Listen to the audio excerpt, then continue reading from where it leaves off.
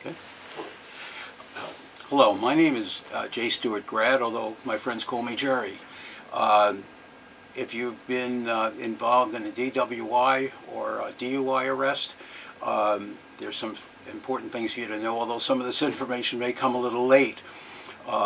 First of all, most people consider DWIs to be driving while intoxicated. But it also includes being under the influence of medication, prescription or non-prescription, as well as illegal drugs. All of those are included within the charge of DUI or DWI. One bit of tools for the road. First of all, never argue with the police. It's not going to get you anywhere. You're not going to convince them that you're not guilty.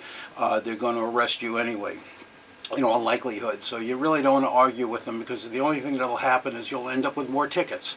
I recently had a case where my client from out of state gave the cops, in this case the state troopers, a hard time, and instead of ending up with a ticket for DWI, he ended up with a total of 8 tickets for various moving violations. I mean, ultimately we got those all thrown out, but you really don't need to have to go through all that. If you're arrested for DWI, if the police suspect you're intoxicated, they will do what are called psychophysical tests or field sobriety tests, commonly called walking the line, among other things. One thing you should be aware of is that the test is designed to divert your attention. They will ask you to walk the line heel to toe, take a certain number of steps forward, and take a certain number of steps back. What they're testing you is not just whether you stay on the line or fall over or lean. They also want to make sure that your brain is working well enough to count the number of steps. They will often tell you to do 7 steps or 9 steps. Sometimes they'll tell you to count the steps out. They want to know whether you could not only do the test physically, but also whether your mind can be diverted into the second part of the test, which is the counting part, even if they don't have you count out loud. These tests are also graded. There's a grading mechanism. Another test that they often have you do is stand on one leg, raise your other leg off the ground maybe 6 or 8 inches, and count seconds, 30 seconds, 29 seconds, and so forth. Again, there's a grading system for these tests. And we often have been successful in fighting these tests in court and getting them thrown out. In the last 2 weeks, we've recently had two DWI cases thrown out voluntarily by the prosecutor because they knew they couldn't prove their case beyond a reasonable doubt based on the evidence and information that we supplied to the state, to the prosecutors. We often use experts on DWI training. We also use doctors if there's a medical reason why certain tests couldn't be performed or couldn't be performed properly. Another thing you should be aware of, in New Jersey, you have an obligation to for a blood test. I'm sorry, for a breath test only. If you refuse a breath test, you'll be charged separately with refusal.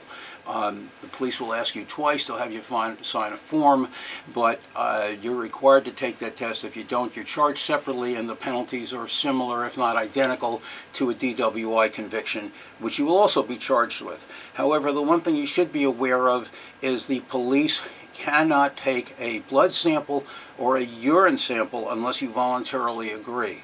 If you do not voluntarily agree to take those tests, then they have to get a search warrant from a judge.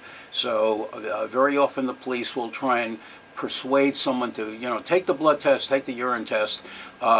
Usually not a good idea. Our position is, if they need a search warrant, let them go to a judge and get a search warrant. With regard to plea bargains in New Jersey, according to a directive of the New Jersey Supreme Court, DWI cases are not permitted to be plea bargained. However, the reality is that if if your attorney can persuade the prosecutor that they can't prove their case beyond a reasonable doubt, then it's incumbent on the prosecutor to dismiss those cases. And As I indicated earlier, we've done that twice in the last 2 weeks. We had 2 DWI cases dismissed by the state because we were able to convince them that they were unable to prove their case beyond a reasonable doubt. DWI cases in New Jersey are very serious. I understand that New Jersey's laws are probably one of the most harshest in the country. There are significant impacts not only on your driver's license, because a first offense requires a first conviction requires a loss of license from 7 months to a year. A second conviction is 2 years loss of license. A third conviction within 10 years is a 10-year loss of license and 6 months in jail. In addition, there are surcharges, a $3,000 surcharge from the Division of Motor Vehicles, or the Motor Vehicle Commission it's now called, not to mention the impact it would have on your personal auto insurance. So DWI cases have to be treated seriously, at least in New Jersey. Even if you're not a state resident, it still has an impact both in New Jersey and your resident state. We do a great deal of DWI defense work, and if you have any questions or any comments, our initial consultation is free, so please do not hesitate to call us. Thank you very much.